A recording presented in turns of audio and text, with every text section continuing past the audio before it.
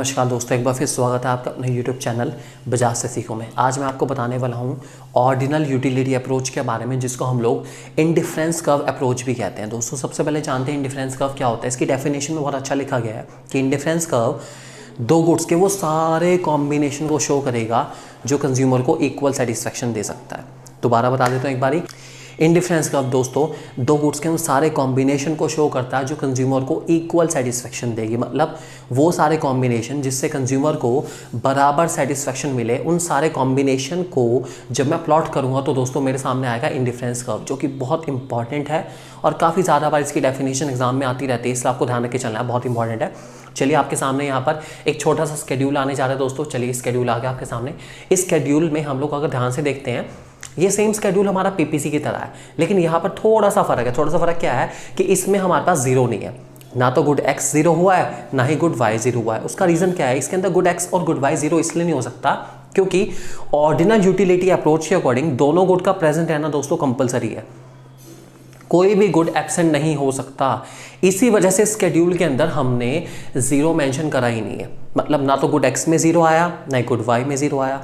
MRS की बात रही है, एमआरएस दोस्तों हमारे एमआरटी की तरह होता है, जिसको हम लोग मार्जिनल रेट ऑफ सब्स्टिट्यूशन कहते हैं कि एक गुड को कितना सेक्रीफाइस करने पर आप दूसरे को कितना गेन करेंगे, इसकी रेशियो को हम लोग एमआरएस कह के चलते हैं। एमआरएस जब जब गिरेगी तब तब कर्व की शेप आएगी कॉन्वेक्स, और हमारा इंडिफरेंस कर्व दोस्तों हमेशा कॉन्वेक्स ही होता है। तो ये पहला फीचर इसका यही है कि इंडिफरेंस कर्व कॉन्वेक्स होता है। ये होती है दोस्तों हमारे पास इंडिफरेंस कर्व की शेप, इसको हम कहते हैं कॉन्वेक्स, और ये ऐसा ही बनेगा। आप इस शेड्यूल को अगर प्लॉट करते हैं जिसमें आप गुड एक्स लेंगे एक्स एक्सिस पे, गुड वाई लेंगे वाई एक्सिस पर, तो आपके सामने सेम बिल्कुल ऐसे ही शेप आने वाली है जैसे यहाँ पर आई है। यही शेप का नाम है दोस्तों हमारे पास कॉन्वेक्स, और बहुत इंपॉर्टेंट है, हमें जान के रखनी है। दूसरा फीचर हमारे पास इंडिफरेंस कर्व का आता है दोस्तों, उसका नाम है कि इंडिफरेंस कर्व हमारा डाउनवर्ड स्लोपिंग होता है। बिल्कुल सच बात है, इंडिफरेंस कर्व डाउनवर्ड स्लोपिंग होता है। उसका रीजन बड़ा सिंपल सा है, जब तक मैं किसी गुड को सेक्रीफाइस नहीं करूंगा दूसरे को गेन नहीं कर सकता। यहाँ पे मेरे गुड एक्स और गुड वाई में इनवर्स रिलेशन है। गुड एक्स बढ़ेगा तो गुड वाई कम हो जाएगा, गुड वाई बढ़ेगा तो गुड एक्स कम हो जाएगा, दोनों अपोजिट डायरेक्शन मूव करते हैं। इसी वजह से मेरा इंडिफरेंस कर्व हमेशा डाउनवर्ड स्लोपिंग है। कोई भी कर्व अगर डाउनवर्ड स्लोपिंग नजर आता है तो इसका मतलब ये है कि जो एक्स एक्सिस का वेरिएबल है जो एक्स एक्सिस पे नजर आ रहा है, और जो वाई एक्सिस का वेरिएबल है जो वाई एक्सिस पे नजर आ रहा है, इन दोनों का रिलेशन इनवर्स है। एक ऊपर दूसरा नीचे, नीचे ऊपर, ऊपर नीचे, अपोजिट मूव करते हैं। इसलिए हमेशा इंडिफरेंस कर्व दोस्तों हमारा डाउनवर्ड स्लोपिंग है, आपको ध्यान रख के चलना है। तीसरा फीचर दोस्तों हमारे पास आता है जिसका नाम है higher indifference curve shows higher level of satisfaction. इसका मतलब क्या है कि जैसे जैसे मेरा इंडिफरेंस कर्व ऊपर जा रहा है, ऊपर जा रहा है, ऊपर जा रहा है, बढ़ रहा है ऊपर की तरफ, वैसे वैसे उसके अंदर सेटिस्फेक्शन बढ़ता जा रहा है। क्यों बढ़ता जा रहा है? क्योंकि मोनोटोनिक प्रेफरेंसेस के अकॉर्डिंग ज़्यादा गुड्स का मतलब ज़्यादा सेटिस्फेक्शन है, और जो इंडिफरेंस कर्व जितना ऊपर होगा उसमें उतने ज़्यादा गुड्स होंगे। एक्स गुड भी ज़्यादा, वाई गुड भी ज़्यादा, ज़्यादा गुड्स मतलब ज़्यादा सेटिस्फेक्शन, ज़्यादा का वादा ज़्यादा सेटिस्फेक्शन, ज़्यादा गुड्स। मज़ा आ गया, और क्या चाहिए भाई ज़िंदगी के अंदर? ज़्यादा गुड्स मतलब ज़्यादा सेटिस्फेक्शन। ये दोस्तों हमारा मोनोटोनिक प्रेफरेंसेस में भी आता है।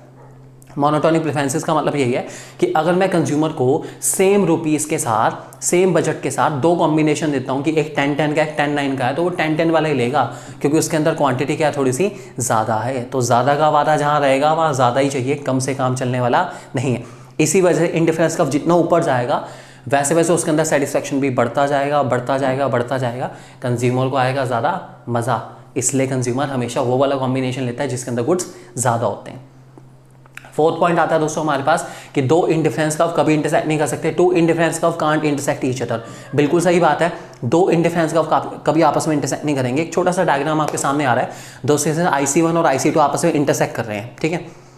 अगर IC1 पे और IC2 पे इंटरसेक्शन होता है तो आपके सामने यहाँ पे दिख रहा है कि A पॉइंट और C पॉइंट का सेटिस्फेक्शन बराबर होगा जो IC1 के है।